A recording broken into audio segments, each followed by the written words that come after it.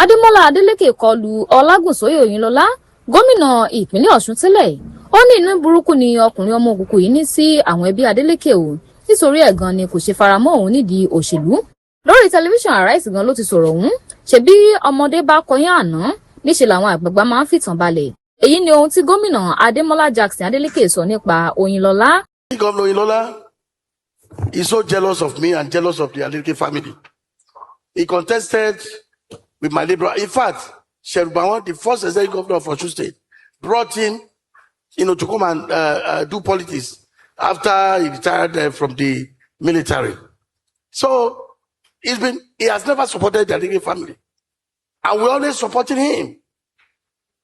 And it's good that he did not support me because he have a trend.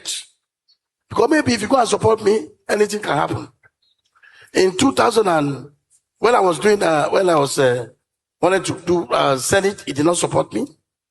In 2018, when they cheated me, and Mr. President, may so rest in peace, President Buhari, came here to Osun and said, this election in 2018, we win it by remote control. You have to answer, you know about that. He did not support me. And in 2022, he did not support me. He went to go and bring the secretary to the state government, Akibade. Throughout Osun State, they have only 7,000 votes. And he's one campaigning for him all over. He's from Odwati, Okuku. In his hometown, I always beat him there. In his unit, I beat him there. All he does is talk, doing proverb. Is that proverb that people will come and vote for? And when immediately I won, he came back to me. Say, oh, do we need to, no, don't let us fight. Don't let us do this. I said, okay, no problem. Because I have a forgiving spirit. He complained to me, he doesn't have a car. And I gave him a new car. He collected a new car. Then he went to APM again. From APM, 2 days ago, maybe the APC have given him money or whatever. He changes again that he will not support me. So he's a paperweight. I'm not worried about him. That it's not going to affect. Ọ̀kan lára àwọn òṣèré tíátà lóbìnrin ló sọ ọ́, ìyẹn Tóyọ̀sí Adésànyà, ó ní ọ̀dájú ìkà ló pọ̀jù nínú àwọn òṣèré tíátà, àbí nígbà tí wọ́n kórìíra Tọ́pẹ́ Ọ̀ṣọ́bà títí nígbà ayé rẹ̀, ṣùgbọ́n tí wọ́n tún ṣe kinní ọ̀hún fún nígbà tí kò sí láyé mọ́, lásìkò tí wọ́n ṣe àṣálẹ́ ìrántí rẹ̀, ìyẹn candlelight, tí wọ́n fi ń yọ ẹsẹ̀ òṣèré tíátà obìnrin yìí kúrò láàrin wọn ni Tóyọ̀sí Adésànyà tó àṣírí ńlá yìí o. Ó ní àwọn èèyàn kan wà nínú àwọn onítíátà tí wọn kò bìkítà wípé àwọn náà yóò yàn lọ́jọ́ kan, gẹ́gẹ́ bí Tèmítọ́pẹ́ Ọ̀ṣọ́bà náà ṣe jáde láyé táwọn sì ń ṣẹ̀yẹ fún báyìí o. Ó ní níṣe làwọn kan ń gbé kiri wípé ẹnikẹ́ni kò gbọdọ̀ dáwó tí àwọn ń dá láti fi ṣe ẹ̀yẹ ìkẹyìn fún gbajúgbajà òṣèré tíátà Tóyọ̀sí Adésànyà.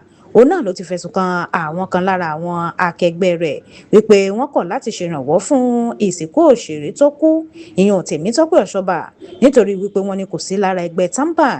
Adésànyà sọ pé nígbà tí Ọ̀ṣọ́bà kú, ó ń gbìyànjú láti bá ààrẹ TAMPAN sọ̀rọ̀ nípa bí wọ́n ṣe lè kó owó jọ fún ìsìnkú rẹ̀, ṣùgbọ́n àwọn kan kọ̀. Wọ́n sì sọ pé Ọ̀ṣọ́bà kì í ṣe ọmọ ẹgbẹ́ TAMPAN. Ó ní ẹni tó ti kú, eléyìí tóun sì lè jẹ́rìí sí pé ọmọ ẹgbẹ́ àwọn ní ẹ̀ka Ìtí Ọ̀sà tí wọ́n tún wá ń bá ṣe àríyànjiyàn. Wọ́n ní pé kí èèyàn kankan má dá owó fún un wípé kò ṣe ọmọ ẹgbẹ́ àwọn o. Ó ní ìwà òun ò dára o. Eléyìí tó sì ní nǹkan tó ṣẹlẹ̀ gangan rèé nígbà ikú Murphy Àfọlábí. Ikú Ọ̀ṣọ́bà náà ló ṣẹlẹ̀ lẹ́yìn ọdún kan eléyìí tó fi dédé nípa bí ó ṣe ti ń kojú àrùn jẹjẹrẹ ọmú, eléyìí tó sì ń bẹ àwọn èèyàn wípé kí wọ́n ṣe ìrànwọ́ fún òun láti ṣe ìtọ́jú rẹ̀. Nínú oṣù kẹjọ ọdún tó kọjá, Ọ̀ṣọ́bà kéde pé òun ti padà sí ìdí iṣẹ́ tíátà báyìí lẹ́yìn iṣẹ́ abẹ àti ìtọ́jú, eléyìí tó sì sọ pé àwọn dókítà ti jẹ́rìí pé àrùn jẹjẹrẹ ọ̀hún ti lọ. Lẹ́yìn ikú rẹ̀, ọ̀rọ̀ rẹ̀ fa oríṣiríṣi nǹkan àti àríyànjiyàn láàrin àwọn akẹgbẹ́ àti àwọn olólùfẹ́ rẹ̀, pàápàá jùlọ lórí bí ẹ̀ka fíìmù alágbéléwò ṣe àtìlẹ́yìn fún un nígbà tó ń ṣàìsàn àti lẹ́yìn ikú rẹ̀. Adésànyà rọ àwọn òṣèré àti àwọn tó ń ṣiṣẹ́ tíátà láti má ṣe dúró títí tí akẹgbẹ́ wọn fi kú kí wọ́n tó mọ bẹ̀rẹ̀ sí ní ṣayẹyẹ tàbí ṣàtìlẹ́yìn fún wọn. Ó tún ní àbòsí pọ̀ nínú iṣẹ́ tíátà. ó ní iye àwọn èèyàn tó wá sí ibi àṣálẹ́ ìrántí fún Tèmítọ́pẹ́ Ọ̀ṣọ́bà yàtọ̀ sí ìtìlẹ́yìn eléyìí tí wọ́n rí gbà nígbà tí ó ń ṣe àìsàn. Adésànyà rọ àwọn eléré tíátà láti fi ìfẹ́, ìṣọ̀kan àti àtìlẹ́yìn tòótọ́ rọ́pò ìjà àti ìyapa. Ó tún tẹnumọ́ pé kò yẹ kí ikú jẹ́ àkókò tí àwọn akẹgbẹ́ òfin mọ́ bẹ̀rẹ̀ sí fi ìfẹ́ hàn ìyẹn sí ara wọn.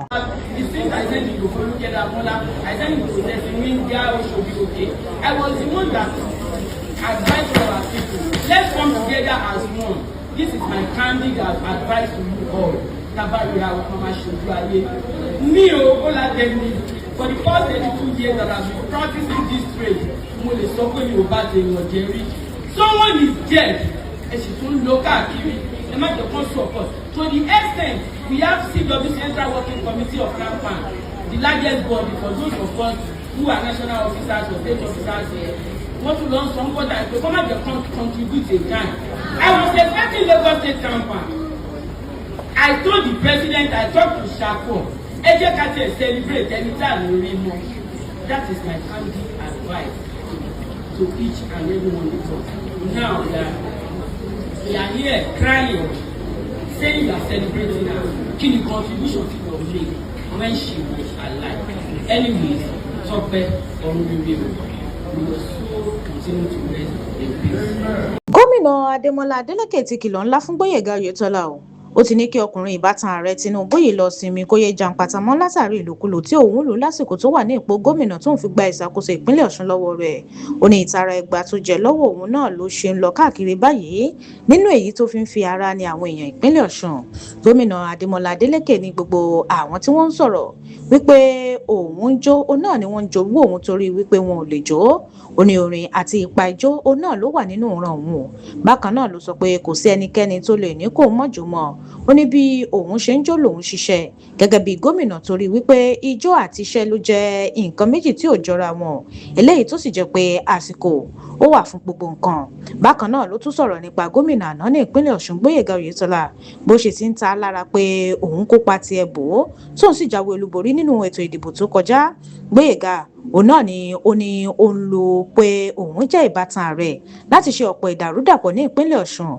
Gómìnà náà ní ìjọba àwa ara wa la wà tí kò sì lè máa lo pé òun jáwé olúborí ìbò tó kọjá lọ láti máa lo orúkọ ààrẹ kí wọ́n máa pa àwọn èèyàn kí wọ́n sì máa gbé àwọn èèyàn wọn láti inú ẹgbẹ́ òṣèlú àkọọ̀dù lọ sí ọgbà ẹ̀wọ̀n eléyìí tí àwọn sì gbé gba èèyàn 14 péré nínú wọn.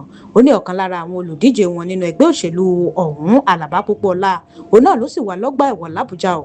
Ó ní tó bá ṣe wípé ó dá Gboyega Oyinlola lójú wípé yóò jáwé olúborí, kí ló dé tó ń dúnkòokò mọ́ àwọn èèyàn ti ìpínlẹ̀ Ọ̀ṣun, kí ló dé tó ń lo agbára ìjọba àpapọ̀ láti máa fi gbé àwọn èèyàn. Ó ní òun nígbàgbọ́ wípé àwọn èèyàn ti ìpínlẹ̀ Ọ̀ṣun náà ni wọ́n ti ṣetán eléyìí tí wọ́n sì mọ bọ́ síta wọn ní wo ìdúnkòokò mọ́ni kankan. Ó ní wọ́n mọ̀ jáde láti mọ dìbò tó sì jẹ́ pé wọ́n mọ̀ jáwé olúborí nínú ètò ìdìbò ọjọ́ àbámẹ́ta sátidé tí ń bọ̀. Ẹ gbọ́ bí gómìnà ṣe sọ̀rọ̀ ọ̀hún. They are jealous of me because they cannot dance in the first place.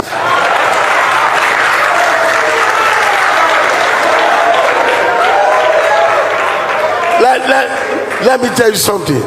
In our family, we are jolly good fellows. We have music in our blood. And I tell you what, nobody, I repeat, nobody will stop me from dancing. As I'm dancing, I'm walking. Dr. Abati, you need to see me when I'm walking. I can dance with you now. When you come to my office, I'm a very prudent person. And I'm a very serious person. There's time for everything. There's time to dance and there's time to walk. So they are jealous because they cannot dance. If they want, I will teach them how to dance. But that does not stop my work. Listen, these people, Gboyega Oyinlola is still suffering from the pain of defeat. He's using, maybe because he's a cousin to Mr. President, he has caused a lot of problem in Osun State. This is the Gboyega, if you are listening to me, this is democracy. Just because I defeated you, go and sit down. This democracy, it is what Osun people want. Osun people is the one they will decide. You use Mr. President name, you are allowing people to be killed, you have arrested accord members. As I'm speaking to you, I've been talking to Bishop Matthew Coker because I did not want to come to that signing. He said, please respect me, I should come. That he will start talking to them. They only released about 14. Our candidate, Alaba, Bokola, is still languishing in jail in Abuja. For what? If you know that you can win, why are you arresting my people?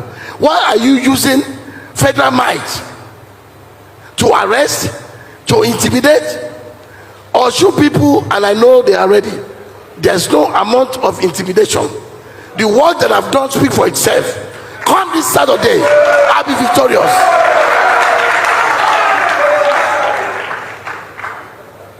So dancing is an hobby. That doesn't disturb and affect my work. Go and fact check it. You will know how much I've done. And I have some news for you. My people love me.